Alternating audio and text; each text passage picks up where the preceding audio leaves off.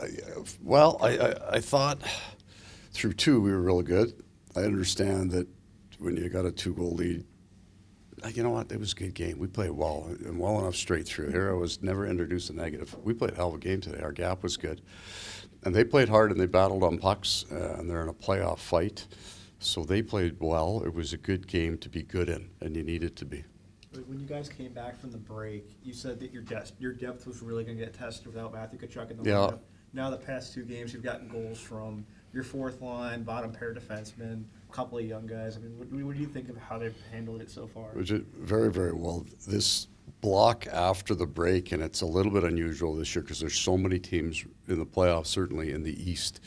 It's going to be playoff kind of game, so it's not necessarily going to be the Barkovs putting it in every night. It's a puck around the net. It's kind of the hard goals that so teams will check each other. The guys who don't necessarily put up a lot of points will become critical for everybody.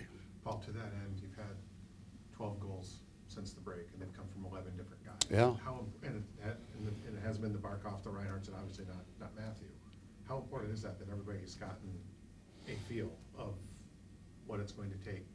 Yeah, I mean, you want as much confidence as you can build in your room, and winning games is great. It's the first most important confidence builder, but you want the other guys going on the ice, having felt something good has happened to them recently, right? They're not on a long tear where nothing's going for them. They feel snake bit.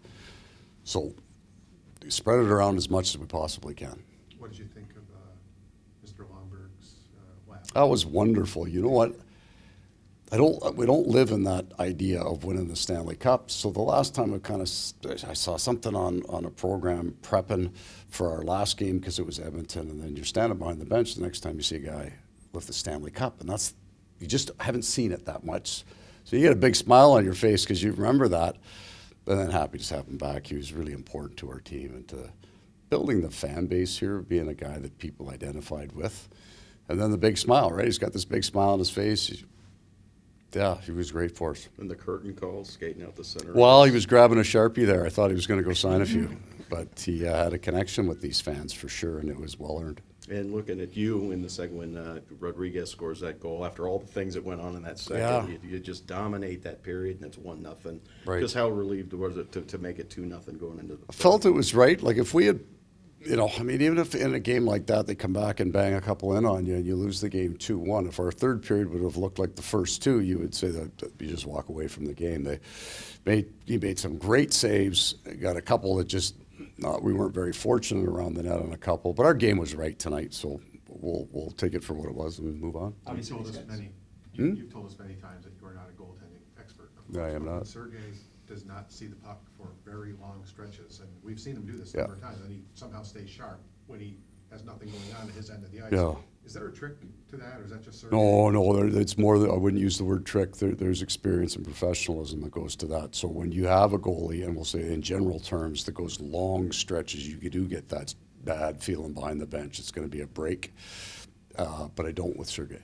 Because he's had some time over it, not the last 2.5 years, but the last 2 years where there hasn't been action at times. A pretty good back end there and pretty well disciplined defensive team. It takes some mental toughness, but you got to work hard to stay sharp when nothing's going on, and he does that incredibly well. And Tampa Bay won. I don't know if you've noticed, but the 8 straight wins Monday night here in the barn. That should be some good action in that one for sure. Both teams pretty rested, and there's a hard push at the top of our division.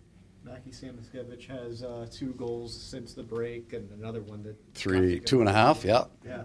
I mean, what do you think of his play so far since he's gotten back from the break and he's on this new line? I thought he was really good for about a month before the break. I think he's been good since the break, but his best hockey actually came slightly before that. He and Sam Bennett have some really good chemistry together. They work very well together. So I'm happy with where his game's at. Obviously, the guys miss a lot of family time throughout the year. But that was awesome. How nice is that for kind of bring the families into the action for a little bit there? I like that one for the fans to see. And Bluesky got chirped on the bench because he didn't bring his kid, but it might be a little early for that. But we got a whole bunch of babies on our team now. Some older kids too with Coolies and Evans, but we got a lot of babies, and it's nice to see kind of the family growing. Paul, I'm not asking this to be flippant, but seems like even going back to conversations had last year, anytime there's a goalie interference call, it just seems like there's one side of the ice that's completely befuddled by what has just Yeah. transpired. Is there clarity as to what the line is?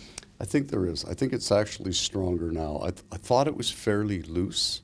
And you go back to a goalie interference call on Connor Hellebuck, Winnipeg early in the year, where I would have thought that was goalie interference. That was almost the last one in some ways of confusion. I think the standard's a little tighter right now on what you can get away with a goalie, and I'm fine with that. Thank you, Coach. Okay, guys. Thank you. Get to keep it.